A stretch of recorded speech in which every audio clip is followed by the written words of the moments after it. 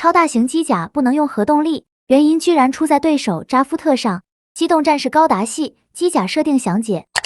机体型号 GFASX1，毁灭高达是地球联合旗下军工企业阿杜可夫重工开发的超重型机动战士高达。该型高达整体体积十分巨大，仅机体部分的高度就有38米，基本相当于2个机动战士的高度。虽然毁灭高达的体积比其他机动战士大出了不少，但动力输出依然十分强劲，并不会因为体型巨大表现得过于缓慢。而这个提供强大动力的关键部分，就在于机体背后犹如大龟背般的圆形背包，其内部安装了多组大推力推进器。可以看到，在左右两侧共有4个大型的圆形喷口。当圆形背包盖在机体头上的时候，这4个喷口就会朝下输出喷气，来使超过400吨重的毁灭高达悬浮在空中进行机动。接着，在机体腾空升起了以后，此次位置的推进器就会启动，来为毁灭高达提供前进的动力。而且，毁灭高达的向前推进的速度不算很慢，能够支持毁灭高达主动向敌方突袭发起攻击。而在战斗方面，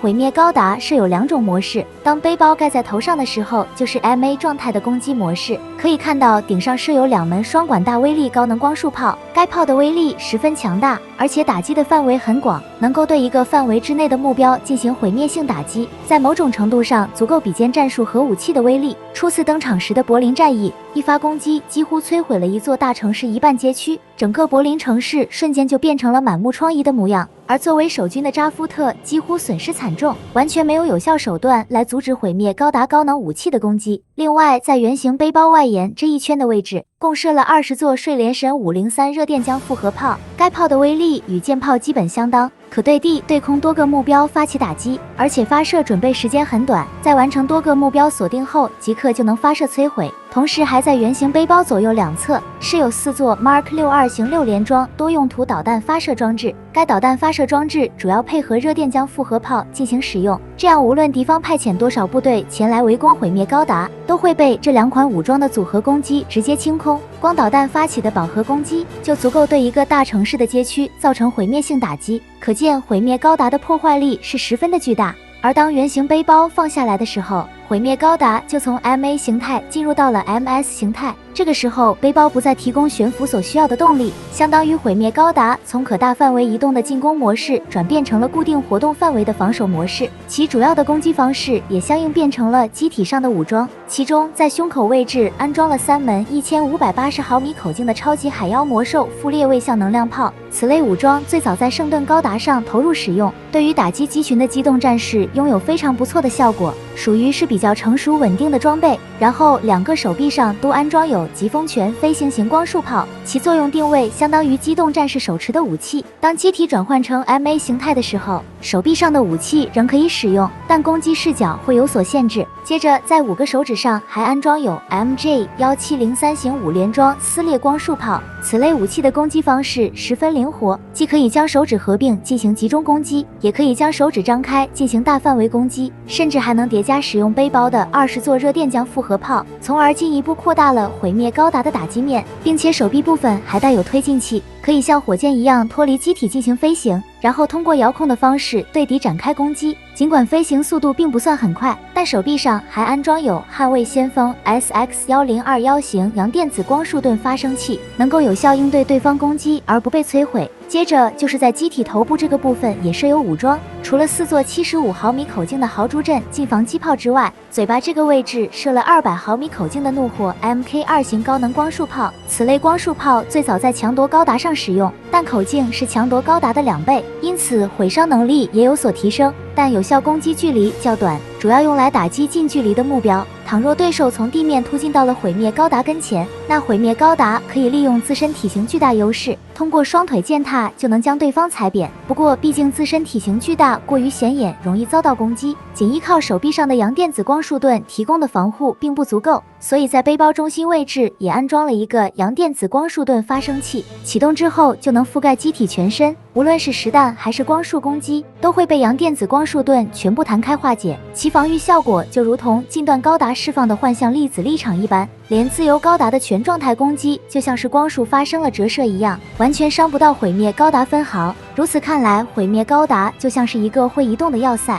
既有无坚不摧的攻击能力，也有坚不可摧的防御力，所以要驱使这样一个巨型机体正常运转，现有机动战士配套的操作系统已经不能满足使用。毁灭高达上众多武器和电子等这些系统均超出了现有软件的性能上限，所以相关研发企业阿杜可夫重工为毁灭高达新开发了专用的操作系统。虽然新的操作系统性能足够强劲，但要更好地发挥出毁灭高达的性能，驾驶员就需要升体 CPU 来担任。而最开始投入作战的毁灭高达，其驾驶员就是名为史黛拉·鲁西耶的升体 CPU。由于驾驶毁灭高达要比之前的高达机体压力要大出许多，其驾驶服款式跟之前出现的相比发生了较大变化，所具备的功能跟常用的驾驶服差别不大，主要是适应升体 CPU 和毁灭高达驾驶舱进行了相应改进。在一切完成准备就绪了以后，由史黛拉驾驶的毁灭高达就被安排了前往柏林进行作战。值得注意的是，在前往目的地的过程中，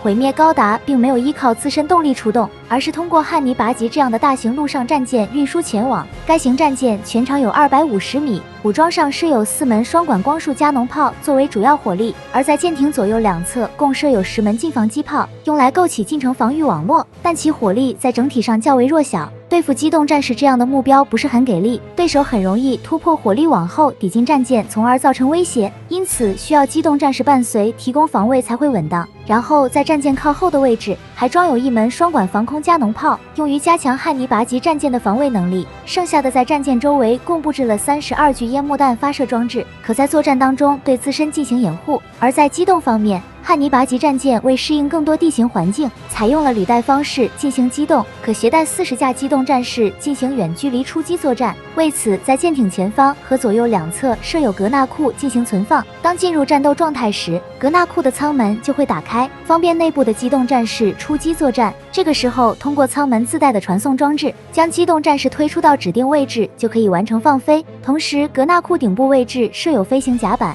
专门用来回收返航的机动战士，并设有升降机来方便将机体送回格纳库进行存放。如果有必要，飞行甲板可以临时停放多架机动战士，以达到汉尼拔级战舰最大携带量出击执行任务。同时，在舰桥顶部位置另设有停机坪，用来支持垂直起降飞机使用。另外，汉尼拔级战舰还是有专门的格纳库，用来容纳毁灭高达。由于毁灭高达体型巨大且战舰内部空间有限，所以只能搭载1架毁灭高达出击作战。当战舰抵达目的地了以后，这个机库的顶部舱盖就会打开，接着毁灭高达便腾空而起，脱离汉尼拔级战舰。很快，其他的机动战士机群便会相应出动，紧随其后，与毁灭高达组成一个作战编组进行协同作战。到这里能感觉得到，汉尼拔级战舰算得上是毁灭高达专用的运载平台，也是毁灭高达出击后重要的后勤保障。据称，由于地球联合始终没有搞清楚扎夫特中子精跳器的具体部署情况，十分忌惮扎夫特再次使用中子精跳器在远距离照射引爆使用核能的装备，因而毁灭高达没有使用上核能作为动力，加上身上装备的高耗能武装数量很多，需要采取一些节能措施来保障毁灭高达的可持续作战能力。所以除了没有安装 PS 装甲尽可能降低电能消耗之外，还专门建造了汉尼拔级战舰来满足毁灭高达远距离作战的保障需要。而在此之前，地球联合还没有建造过如此庞大的陆上战舰，目前已知建造的数量总共为2艘，其中毁灭高达首次出击作战搭载的为第2艘波拿8号，也就是史黛拉驾驶毁灭高达出击攻打柏林的那一次。由于此次作战仍具有一定的试验性质，所以仅派出2架机动战士出击护航。尽管在这场战斗当中表现出了恐怖的战场统治力，但在自由高达和脉冲高达相继介入后，